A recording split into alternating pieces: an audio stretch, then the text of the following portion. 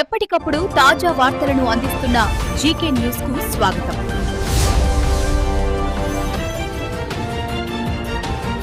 రామన్ చౌదరి గారికి, civil supply chairman Sudheer గారికి, కూటమి నాయకులందరికీ కూడా పేరు పేరున నా హృదయపూర్వక నమస్కారాలు తెలియజేసుకుంటూ, మరి ముఖ్యంగా వేదిక మీద ఉన్నటువంటి సొసైటీ అధ్యక్షులకి శుభాకాంక్షలు తెలియజేసుకుంటూ, ఈనాటి కార్యక్రమం యొక్క ముఖ్య ఉద్దేశం మరి రాష్ట్రంలో ఉన్న ఏ ఒక్క రైతు కూడా నష్టపోకూడదు. మరి రాష్ట్రం అంతా కలిగి తిరుగుతూ ప్రతి రైతుకి కూడా ఆ రోజు 48 గంటల్లోనే డబ్బులు జమ చేస్తామని చెప్పినటువంటి మరి నాదెండ్ల మనోహర్ గారు వీరు ఆధ్వర్యంలోకి ఈ సివిల్ సప్లై శాఖ వచ్చిన తర్వాత 48 గంటలు కాదు, రైతు ధాన్యం అమ్మిన 4 గంటల్లోనే మరి ఈ రోజు రైతు ఖాతాల్లో జమ చేస్తా ఉన్నారంటే అది కూటమి ప్రభుత్వాన్ని ఈ వేదిక ద్వారా మీ అందరికీ తెలియజేసుకుంటూ, అలాగే రైతులకు ఎక్కడ ఇబ్బంది లేకుండా గోనె సంచులు సకాలంలో ఏర్పాటు చేయడం,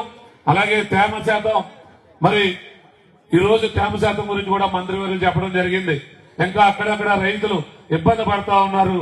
వచ్చే ఖరీఫ్ సీజన్ కల్లా మనమే డ్రైయర్స్ ఏర్పాటు చేసి రైతులకు కల్లాలోనే వారు తేమ శాతం చూసే విధంగా మిషన్లు కొనుగోలు చేసి అది సహకార బ్యాంకు ద్వారా రైతులందరికీ కావాల్సినటువంటి రైతులకు మండలానికి కానీ నియోజకవర్గానికి కానీ గ్రామానికి ఒకటి చొప్పున ఏర్పాటు చేయడానికి మరి సూచనలు కూడా మంత్రివర్యులు ఇవ్వడం జరిగింది.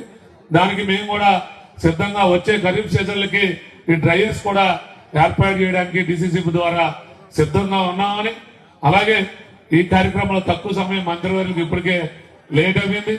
ఈ కూటమి ప్రభుత్వం చేసిన అనేకమైనటువంటి పనులు చెప్పవలసి ఉంది.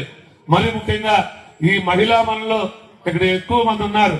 మీ అందరికీ ఎలక్షన్ లో ఇచ్చినటువంటి మాట ప్రకారం పెద్దన్న చంద్రబాబు నాయుడు గారు, చిన్నన్న పవన్ కళ్యాణ్ గారు మీకోసం మరి మీ ఇంట బిడ్డలుగా ఆ రోజు ఇచ్చిన హామీ కోసం మీ అందరికీ రాష్ట్రంలో ఎక్కడికైనా ఉచితంగా బస్సు ప్రయాణించినటువంటి ఘనత కూటమి ప్రభుత్వం ఉందని మీరందరూ కూటమి ప్రభుత్వానికి అండగా ఉండాలి. మహిళలు అలాగే రైతులు కూడా సకాలంలో మీకోసం ఆలోచించేటువంటి మంత్రివర్యులు వెటనరీ ముఖ్యమంత్రి చంద్రబాబు నాయుడు గారు, రైతు పక్షపాతి పవన్ కళ్యాణ్ గారు మీకు తోడుగా ఉన్నారు. రైతులు కూడా రేపు కూటమి ప్రభుత్వానికి అండగా తోడుగా నిలబడాలని మనస్ఫూర్తిగా కోరుకుంటూ సెలవు తీసుకుంటా ఉన్నాను.